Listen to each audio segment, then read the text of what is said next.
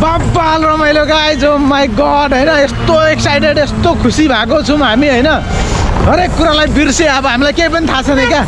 अब हामी एकदम सुखमा छौँ क्या संसारको त्यो सुख जुन कि हामीले कहिले सोचेको पनि थिएनौँ हेरेको पनि थिएनौँ र पाएको पनि थिएनौँ क्या त्यस्तो सुख हामी महसुस गर्दैछौँ गाइज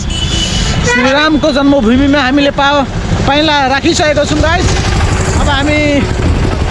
पागल छौँ गाइज पुरै पागल भइसक्यो हामी मेरो साइकल पनि कन्ट्रोल भइरहेको छैन एउटै हातले भारी ओ माई गड अभिषेकको साइकल पम्चर छ गाइज आज 3 चोटि बनाइसकेँ 2 चोटि पम्चर हावा हाल्ने ठाउँ नभेटेर हामी यत्तिकै आएको छु दुःख गर्दै बिचरा अभिषेक नसकेर एक ठाउँमा त बस्नु सक्दिनँ त अब म भनेर हिम्मत हारिसकेको थियो फेरि मैले भाइ प्लिज अब आइसक्यौँ हामी भनेर जबरजस्ती लिएर आयौँ उसलाई होइन फाइनली आयो भाइ जस हामी आयौँ गाइज हामी आयौँ दुबी आयो गाइज दुबी आइपुग्यो अब अयोध्यामा दुबी पुग्यो दुबीको नाम पुग्यो दुबीको नाक पुग्यो गाइज अब नेपालमा नाम रहन्छ गाइज दुबी पुग्यो मेहनत गरेर पुग्यो दुबी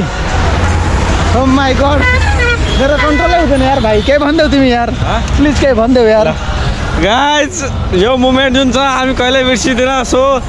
धेरै राम्रो लागिरहेको छ यार हामीले आज त मलाई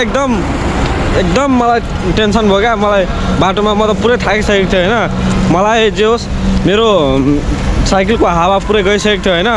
दाइले त मैले दाइलाई भने दाइ एकछिन रेस्ट गर्छु अलिकता रेस्ट गरेँ अब भने अब नजिकै छ सो आएँ यति राम्रो लागिरहेको छ तर भिड यहाँ पब्लिक यति छन् गाइज यति छ ट्राफिक जाम भन्न सकिँदैन गाइज यति छ हाम्रो मुभमेन्ट त बहुत एकदम एक्साइटेड फुल मन्दिर जानको हामीलाई पुरा एक्साइटेड छौँ हामी भोलि हामी सर्जो खोलामा नुहाउने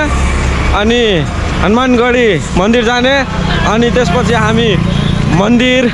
रामजीको दर्शन गर्न जान्छु गाइज यो मोमेन्ट सबैलाई भाग्यमा हुँदैन क्या हामी अनि साइकल लिएर सो दाइले ठिक भन्नुभयो क्या दुबी आइपुग्यो अयोध्यामा जय श्री राम दाइ जय श्री राम भनिदिनु जय श्री राम दुबी पुग्यो गाइज दुबी आयो अयोध्यामा दुबी अयोध्यामा पहिला राख्यो दुबीले अब दुबीको नाक बढ्यो गाइज यस जय श्री राम